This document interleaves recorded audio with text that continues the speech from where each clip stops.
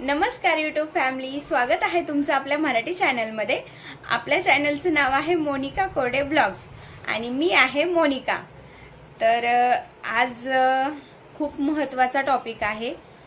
खूप जास्त म्हणजे मला असं वाटलं की यावरती थोडं आपलं मत व्यक्त करावं कुठेतरी, कारण आपण ज्यांच्याकडनं शिकतो, ज्यांच्याकडनं आपण प्रेरणा घेतो आणि तेच जर असं करायला लागले तर काय होणार आणि समाजात त्याचं म्हणजे त्यांची जागा कशी तयार होणार। तर मी कोणाविषयी बोलणार आहे ते तुम्हाला पुढे पाहायला नक्की मिळेलच, पण त्या अगोदर आज आहे दसरा। तर सर्वांना माझ्याकडून आणि माझ्या परिवाराकडून दसऱ्याच्या खूप खूप खूप शुभेच्छा। सर्वांनी आनंदी रहा, खुश रहा आणि आपले सण साजरे करत रहा। मी यासाठी असं तुम्हाला नेहमी म्हणत असते, कारण कुठेतरी ही उणीव भासायला लागलीये की आपले जे सण असतात ते लोक बिझी असल्या कारणाने थोडंसं त्याकडे दुर्लक्ष व्हायला लागले। त्यामुळे मी आवर्जून माझ्या व्लॉग मध्ये सांगत असते की आपले सण हे साजरे करत चला, म्हणजे आपल्या पुढच्या पिढीकडे ते तसेच जातील आणि त्यांना सुद्धा आपल्या सणावारांचं महत्त्व कळेल यासाठी। तर आज पूर्ण दिवस मी एवढी बिझी होते, सकाळी गाड्यांची वगैरे पूजा, परत घरातली पूजा, नंतर मुलांचे पाटी पूजन वगैरे ते झालं मायराचं, आणि त्यानंतरून जेवण बनवायचं होतं। आज पुरणपोळ्यांचा स्वयंपाक आहे, तर सर्वांनी या जेवायला। तसंही मी जास्त स्वयंपाक बनवते, एक दोघ जण आले तरी पण जेवण कमी पडणार नाही हे मी नक्की तुम्हाला सांगू शकते।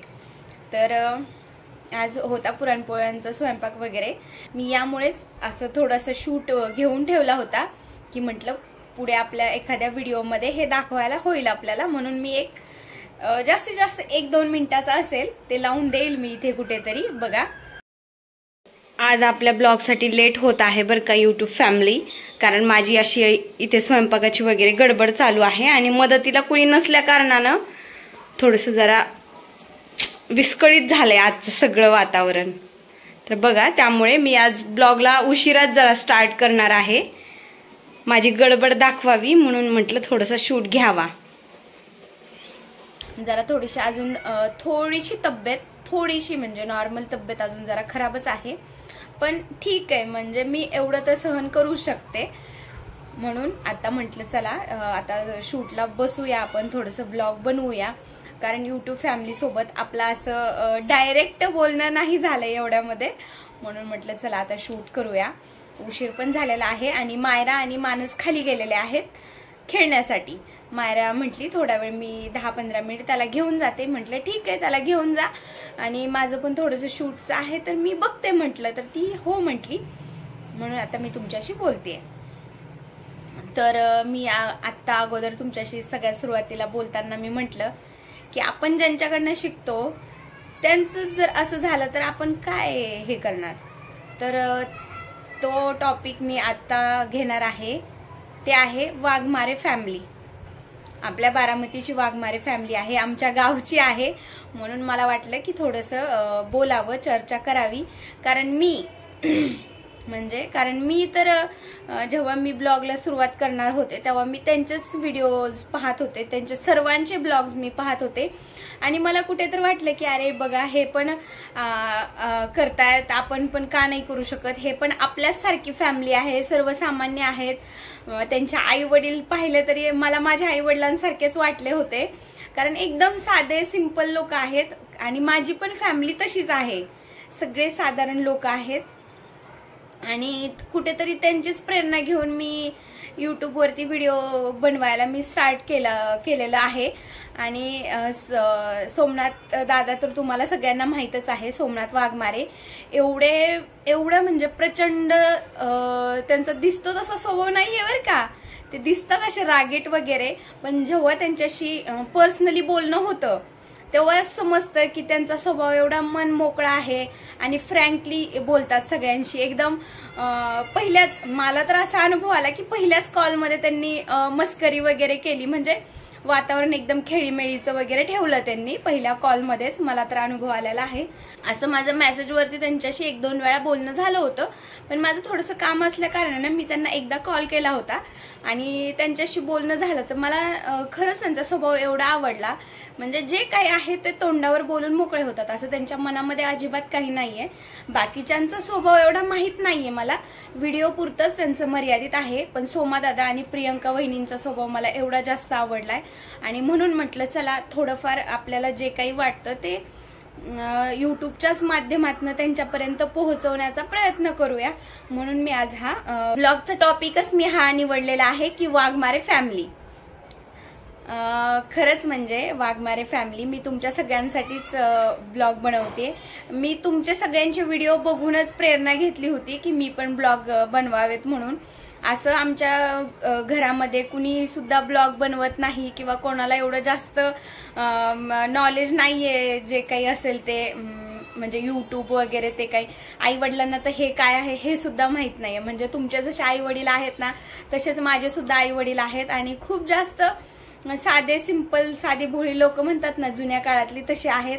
आणि प्लीज म्हणजे तुमच्या घरात आता जे काही पर्सनल आहे तुमचं माहिती आहे मला, पण ब्लॉग बघतो आम्ही तर सगळेच, म्हणून ते पर्सनल तर तेवढं राहतच नाही कारण ते सगळ्यांना दिसतं, म्हणून त्याच्याबद्दल थोडंसं मला बोलायचं आहे.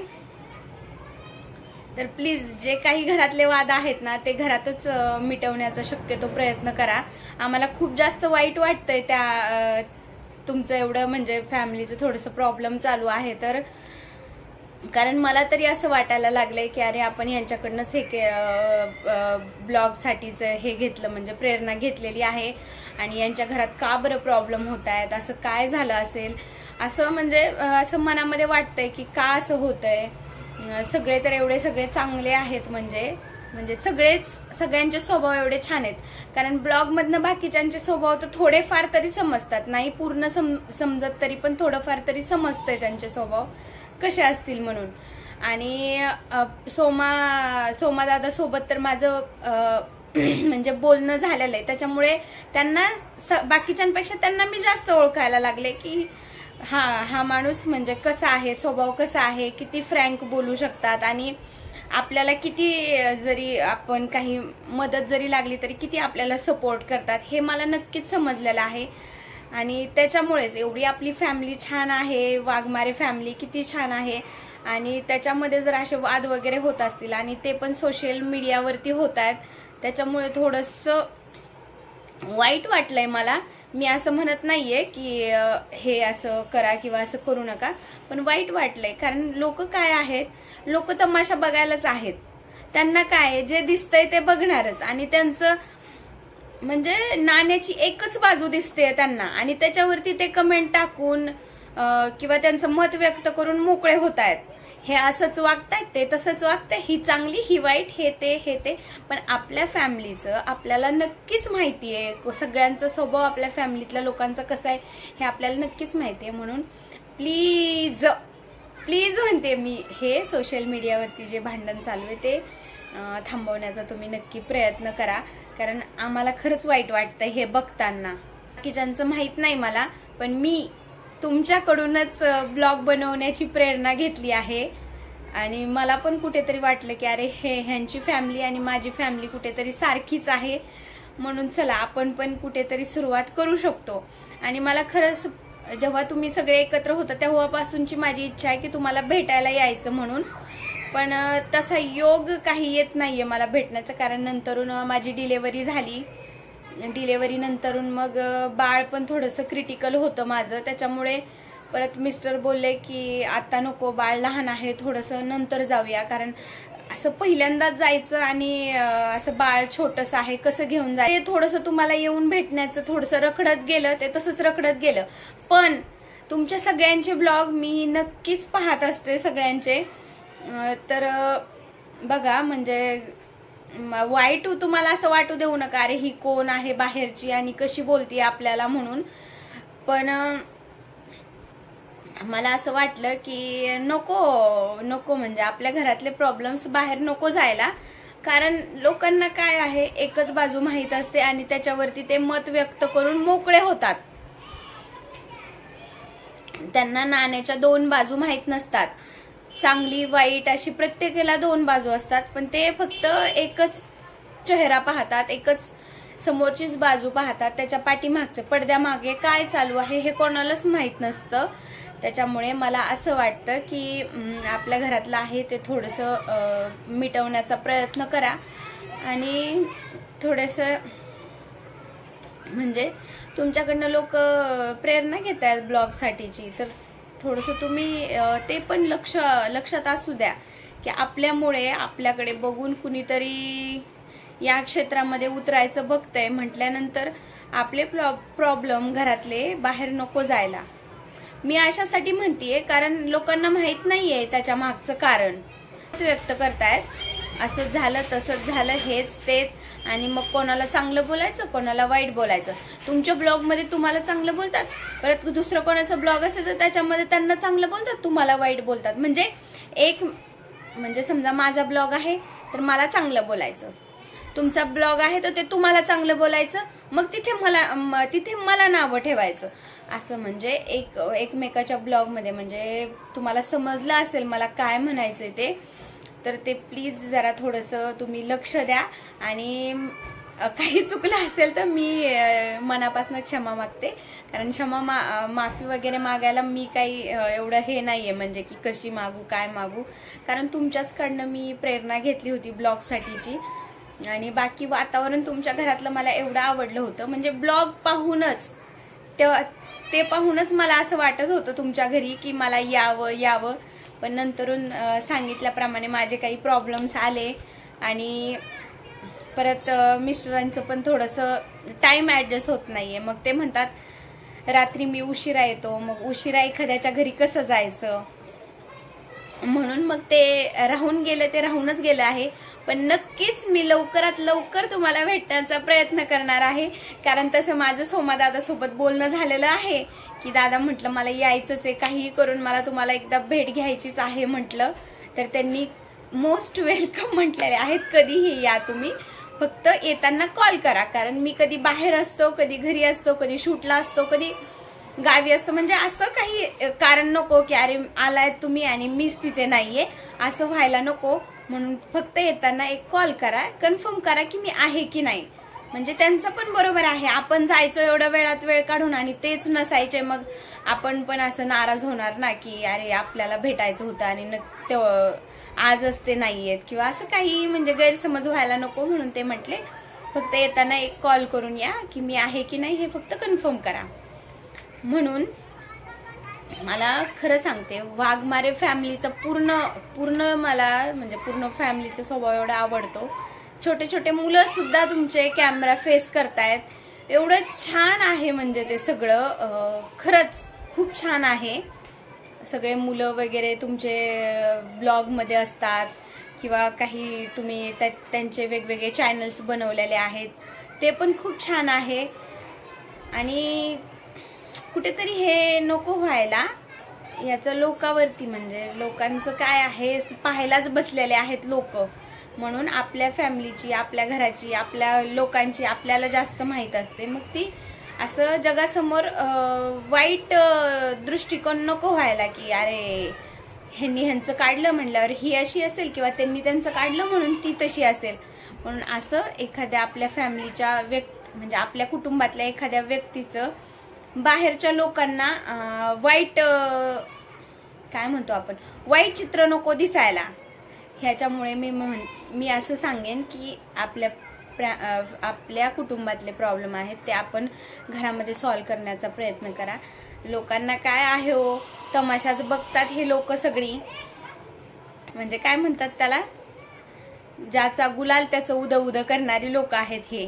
त्याच्यामुळे जास्त लोक काय म्हणतात ह्याच्याकडे न लक्ष देता आपल्या कुटुंबामध्ये काय चाललंय हे बघा आणि ते कुठेतरी थांबवण्याचा प्रयत्न करा. सगळ्यांनाच सांगतेय मी, स्पेशली सोमादादांना, कारण मी त्यांची थोडीशी परमिशन घेतली होती ब्लॉग बनवण्यासाठी.